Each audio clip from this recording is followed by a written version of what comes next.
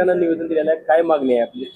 आपलं धाराशिव आणि कळंब तालुक्यामध्ये महाराष्ट्र इमारत बांधकाम कल्याण महामंडळाकडून जे काही लाभधारकाला योजना दिल्या जातात किंवा नोंदणी रजिस्ट्री वगैरे केले जाते, त्या संदर्भामध्ये काही लोकांनी बनावट ग्रामसेवक आणि ग्रामसेवकाची सही आणि शिक्के बनावट तयार केलेले आहेत आणि त्याच्या आधारे नोंदणी केलेला आहे आणि त्याचा लाभ उचललेला आहे। तर त्या संदर्भात आपण जिल्हाधिकाऱ्यांनी निवेदन दिलेलं आहे।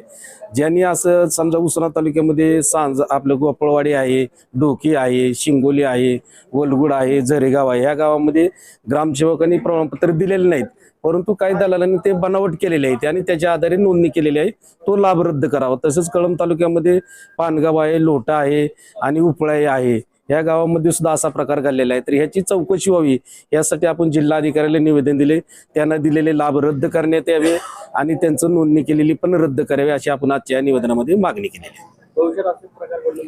भविष्यात असे प्रकार घडू नये म्हणून संपूर्ण जिल्ह्यातली चौकशी करावी आणि Republican party of India Sachin करार गटाच्या वतीने आम्ही जिल्ह्यात तीव्रभर आंदोलन करू।